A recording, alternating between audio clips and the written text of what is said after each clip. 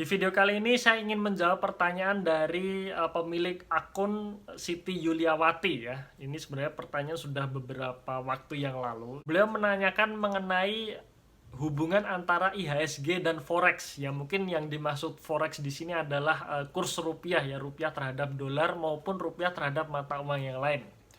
Nah, di video kali ini kita akan membahas itu ya. Cuman sebelumnya teman-teman silahkan subscribe dulu bagi yang belum subscribe. Dan jangan lupa juga kunjungi website saya eroseperwita.com.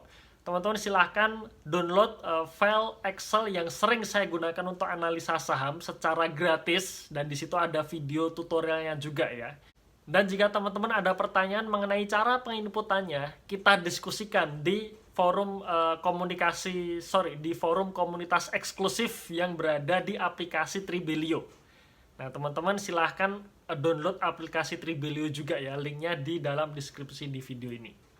Sebenarnya kalau kita bicara mengenai indeks itu ada banyak sekali ya. Dari indeks saham, dari indeks obligasi, bahkan dari indeks dolar itu ada.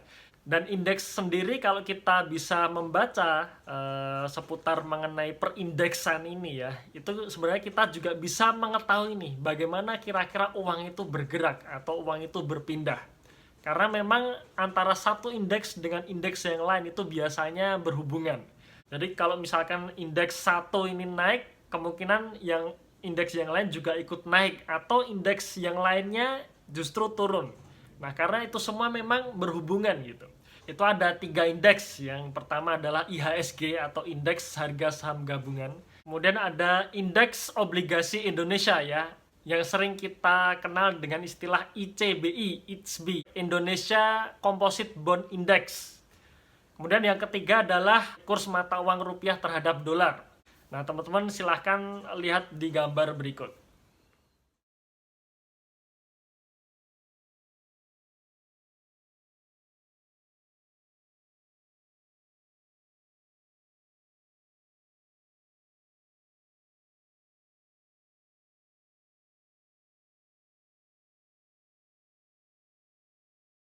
Nah, di situ ada 3 gambar ya teman-teman sekalian dan sudah saya tandain semua. Yang pertama itu adalah IHSG, Indeks Harga Saham Gabungan. Di situ saya menunjukkan bahwa indeks di tahun 2020 ini terendah sekitar tanggal 24 sampai 25 Maret 2020 kemarin. Kemudian gambar nomor 2 yaitu Indeks Yield Obligasi Indonesia tenor 10 tahun. Di situ juga saya tandain bahwa yield obligasi tertinggi di tahun 2020 ini pada tanggal 24 Maret 2020. Kemudian gambar yang ketiga yaitu gambar kurs mata uang rupiah terhadap dolar. Di situ juga saya tandain posisi tertinggi dolar saat itu di tanggal 23 sampai 25 Maret 2020. Kalau kita perhatikan semua ada semacam pattern yang mirip gitu ya, pola yang mirip. Ketika IHSG turun, yield obligasi naik dan dolar pun itu juga naik. Nah, bagaimana ini bisa terjadi gitu ya? Oke, kita bahas satu persatu ya. Yang pertama mengenai IHSG atau Indeks Harga Saham Gabungan, di mana indeks ini mencerminkan rata-rata harga saham di Bursa Efek Indonesia saat itu. Nah, jadi ketika orang berbondong-bondong beli saham, maka harga saham naik, maka IHSG juga naik. Ya, begitu juga sebaliknya ketika orang berbondong-bondong jual saham, maka harga saham turun, IHSG pun ikut turun. Begitu juga dengan obligasi. Nah, obligasi ini yang sering kita gunakan sebagai patokan ini biasanya yield-nya. Nah, yield ini tentu berbeda dengan harga obligasi ya. Jadi teman-teman juga harus tahu nih mengenai perhitungan antara yield dan harga obligasi. Jadi kalau harga obligasi itu naik ya, maka yield-nya turun. Kalau harga obligasi itu turun, yield-nya naik. Jadi ketika orang-orang berbondong-bondong membeli obligasi, maka harganya naik menyebabkan yield-nya turun. Dan ketika orang berbondong-bondong jual obligasi, maka harga obligasi itu turun, yield-nya naik. Ya, nanti kita kapan-kapan ya akan kita kupas mengenai obligasi ini. Kemudian mengenai kurs mata uang rupiah terhadap dolar. Nah, kalau kita bicara mengenai kurs mata uang asing, yang kita bicarakan adalah mata uang asingnya ya, jual beli mata uang asing, jadi bukan jual beli rupiah. Jadi ibaratnya kalau 1 dolar 14.000 itu kan artinya 1 dolar ini ya, barang 1 dolar ini harganya 14.000 rupiah. Nah, kira-kira seperti itu. Nah, makanya sering kita sebut adalah jual belinya itu dolar, bukan jual beli rupiah gitu ya. Nah, berarti jika orang berbondong-bondong membeli dolar, dolar naik. Nah, jika orang berbondong-bondong jual dolar, maka dolar turun. Nah, lalu bagaimana hubungannya dengan tiga indeks itu tadi yang saya sebutkan tadi ya? Nah, ini istilahnya kita coba membaca pergerakan uang. Nah, biasanya kan sering ya di berita itu kita dengar berita bahwa investor asing masuk, investor asing keluar, menyebabkan harga saham naik atau harga saham turun. Nah, bagaimana sih pola pergerakan uangnya gitu? Nah, anggap kita ambil contoh saat investor masuk ya. Ketika investor luar negeri itu masuk, berarti kan investor ini membawa dolar ya. Kan nggak mungkin membawa rupiah dari luar negeri, kan nggak mungkin. Pasti membawa dolar.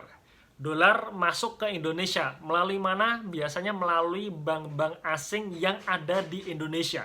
Jadi seperti Standard Chartered, BNP Paribas, dan sebagainya seperti itu ya.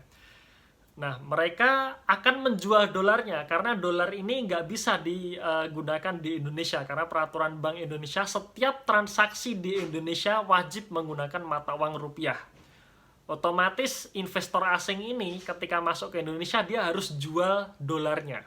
Maka menyebabkan dolar turun gitu kan. Nah, ketika investor asing sudah memiliki rupiah, karena tadi ya dolarnya sudah dijual nih, maka si investor asing mendapatkan rupiah. Rupiah ini diinvestasikan. Nah, diinvestasi bisa ke sektor real maupun sektor keuangan. Sektor keuangan ya kita bicara mengenai saham dan obligasi. Nah, anggap saja misalkan investor asing ini masuk ke Indonesia mau masuk ke sektor keuangannya, maka rupiah yang tadi sudah didapatkan ini akan dibelikan saham maupun dibelikan obligasi. Maka saat itu juga harga saham naik, IHSG naik. Kemudian kalau sebagian dibelikan oleh obligasi ya, sebagian dibelikan obligasi, maka harga obligasi naik, yield-nya turun. Nah, di sini kelihatan ya bahwa ketika investor asing berbondong-bondong masuk ke Indonesia, dolar akan turun. IHSG naik dan yield obligasi turun. Nah, disitulah hubungannya. Begitu juga sebaliknya.